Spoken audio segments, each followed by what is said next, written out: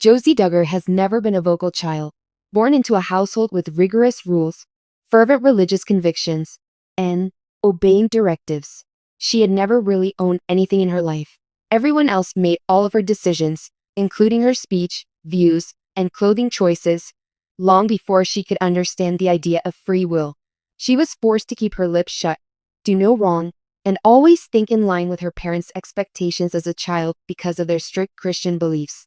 Josie believed that life should be a never-ending cycle of victimization for a long time. But the perfect image she had always been familiar with began to fade as she grew older. She discovered that the world outside was very different. People were still pleased despite making more blunders and laughing more. She witnessed her older sister struggle under these expectations as she started to question them. Some of them stayed devoted, but others quietly faded away. However, a small voice inside her whispered that if she just looked, things might be different. It was during this turbulent time that she met Justin. His beliefs were different from the religious communities in terms of humility, purity, and unshakable faith. Justin, an honest man who valued character over superficiality, worked in a tiny local car business. He was a good-hearted young man too.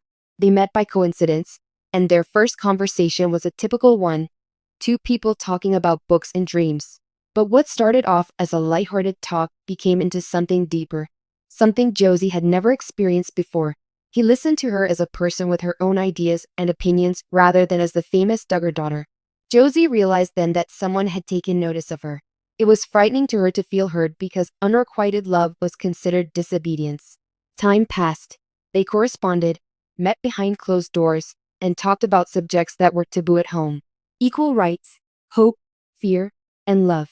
Justin never once asked her to change who she was. All he did was encourage her to think for herself. He helped her realize that she should be allowed to follow her own route in life rather than attempting to distance her from her family. That knowledge was both her salvation and her doom. Inside the Duggar home, nothing had changed. Pre-meal prayers, family Bible readings, and the constant conversation about obedience and faith. Josie was obviously no longer feeling anything. She had previously felt safe within those walls, but now she felt trapped. Every sermon on the topic of purity seemed to her like a burdensome burden. Her mother, Michelle, always encouraged her to follow the family's example and have confidence in God. Josie was thinking of screaming. No matter how much she loved her parents, she could no longer be their shadow. Josie eventually came to the realization that she could no longer conceal her relationship with Justin. She was concerned about how her parents would respond. They may be surprised. They would undoubtedly sympathize with her, even if they chastised her. She was wrong. One evening after dinner, she plucked up the courage to speak. Her voice was trembling as she said. She told them that she was going to marry the man she had fell in love with. The moment she spoke, the air became cold. Jim Bob, her father, looked at her as though she had betrayed everything he believed in. Michelle's eyes filled with incredulity as she gripped her Bible even more firmly. Initially, there was no rage, just silence, a thick hush that crushed her heart. Then came the questioning, the searing, never-ending questions. What brought him here? Did he find his spiritual home in their church? Was he successful? Were they in agreement with his beliefs? Josie's answers just made matters worse. Jim Bob's face tightened when she confessed that Justin didn't belong there. That was sinful, he said. He claimed that she was being misled by the world and its temptations. Michelle warned her that love without faith would always fail and pleaded with her not to risk her life for a boy she hardly knew. Josie was steadfast, though. As best she could, she assured him that Justin was not anti-God. There was no denying his individuality. He was amazing, helpful, and sincere. He respected her strong moral convictions. He loved her unconditionally, but her words were disregarded. Her parents viewed love that didn't have their approval as disobedience. They viewed it as a mark against the family's honor and an act of disobedience. The argument went on for a long time. Voices rose and tears were poured, turning a once holy house into a battlefield. Jim Bob accused her of betraying everything they had taught her. Michelle grieved as she saw her daughter destroy her own future. But Josie wasn't furious. She was completely hopeless. She was attempting to make her point. It was to acknowledge that love might exist independently of rules and worries. But what she said meant nothing. At last, Jim Bob's voice broke through the clamor, cold and decisive. He told her that if she married Justin, they would no longer accept her in their household. was not a warning. It was a short sentence. Michelle looked away as her child stared at her. She was abandoned even by those who had taught her to love and forgive. Josie sat alone in her room that night, lost in the quiet of a home that no longer seemed like it belonged. When she looked at the pictures on the wall, pictures of smiling people in perfect conditions, she realized that most of those smiles were fake. For a long time, she had prioritized the needs of others before her own. But she was going to pursue her passions for the first time in her life. As the morning rose, Josie began to collect her possessions. Together with a small backpack and a few pieces of clothing, the courage to face whatever came next. Her affection for her family was unavoidable. Although she had come to the realization that love was not about controlling them, it did not lessen her deep love for them. She stepped out of the home into the cool morning air. It was a feeling she hadn't had in a long time. Liberty. It was awful and lovely all at once. Somewhere down the road, Justin was waiting for him. She had no idea what lay next. She was sure of one thing in spite of the difficulty, maybe even the regret. Now, finally, she was writing her own story. Josie Duggar left the community that had raised her because of that final straw, driven more by optimism than resentment. When Josie left her family's house that morning, she was met with a quiet, pale sky. It was a daybreak that instilled courage and grief rather than happiness. She walked away from the house with a heaviness in her step, but every breath she drew brought a small sense of relief. It was her first time walking in the direction of something unknown. Not someone else's future, but her own. Justin was standing by the beaten car at the end of the road, which was a horrifying sight. "Smile," he stated. Nobody asked her to give him an explanation. He looked at her with a look of subtle understanding. Josie jumped in and then jumped out of the only world she had ever known. Between them, there was more than simply silence. The weight of broken promises and the sudden loss of all she valued dragged her down. After hours of driving through sleepy towns, they finally arrived at a little apartment that Justin had been renovating for weeks. It was a small living space with reverberating walls and an outdated furniture. On the other hand, Josie felt free. It was her first really independent home, as far as she was concerned. She didn't need permission from anyone to live, to speak, or even to smile.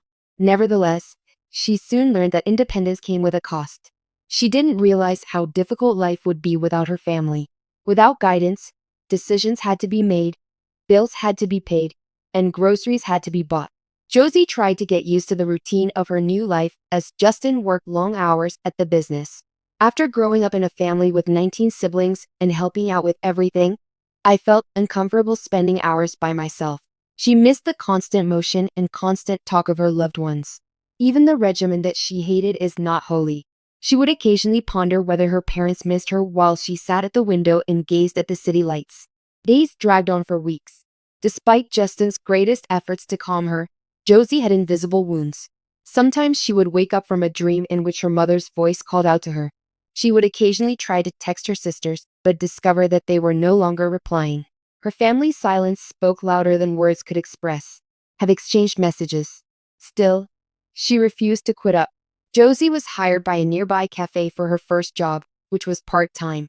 Not at all lovely, but she was more proud than ever of it. She learned to earn, to make mistakes, and to rely on herself. With her first paycheck, she felt like she was receiving more than simply money. It proved she was capable and independent. However, she did not always get along with Justin. She understood that love was more than just escaping together. Making it through as a team was the main goal. A big source of conflict was money, which resulted in anxious days and uncertain times.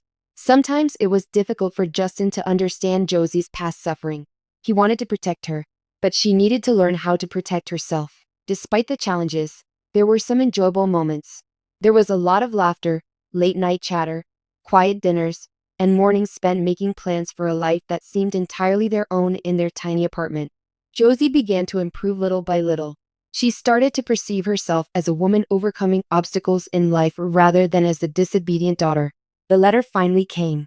One afternoon, Josie found an envelope that had been pushed under the door. She recognized the handwriting as that of her mother. For a long time, she refused to open it. Her hands trembled and she finally tore it open. There were only a few wobbly words written on it. Nothing accusatory or harsh. "We love you so much, Josie. We may not always agree with your choices, but you're still our daughter. travel safely. Tears filled her eyes as she repeatedly read those phrases. It wasn't mercy. No. The emotion was love, not acceptance. Far away, but damned, but alive. Since leaving home, Josie had at last found serenity. She was no longer under pressure to put her family or herself first. As she and Justin sat on the balcony and looked at the stars that night, she whispered softly, "Maybe one day they will remember me not as the one who departed, but as the one who learned how to endure life." Justin smiled and tightened his hold on her hand. "And maybe one day," he continued, "they'll realize you never stopped loving them." Josie could still see the sky over her family's home despite the distance. She also at last felt as though she only belonged in one location. Her heart was whole. There was still much for her to do. Although the pain persisted, she had found a way to release it that was far superior to defiance. Finding her own voice was all she needed to start over. After the letter arrived, months passed in rather quiet conditions. The pain in Josie's heart began to give way to a softer kind of grief. The kind that doesn't break you, but instead lies dormant inside you like a scar. Life had taken on a pattern. She and Justin constructed what seemed to be nirvana with a lot of hard work, modest ambitions, and a little bit of luck. It was theirs, flawed as it was. Sometimes the lack of sound from home was still too much to bear. Sometimes Josie would sit at the window and wonder if her loved ones ever thought about her. As the others gathered around the kitchen table, she imagined her mother reading from the Bible. She imagined her father praying without bringing up her name. The idea that the people you loved the most might also hurt you the most seemed counterintuitive. One afternoon, she saw two familiar faces waiting outside the cafe as she was finishing up her shift. Johanna, her older sister, and Jacinda. Her heart was pounding. She was paralyzed by dread at that time. They were too ashamed to even look at her when she last saw them. They were holding a paper bag that smelled like what their mother used to cook on Sundays while they stood there grinning fearfully. The first few minutes were uncomfortable. They talked about everyday things like work, the weather, and how time was passing. But underneath every phrase was the weight of everything unsaid. "Mom misses you, Josie," Jinger said softly in a whisper, and then she inhaled deeply. She doesn't express it verbally, but it's clear from her eyes. She says a prayer for you every night.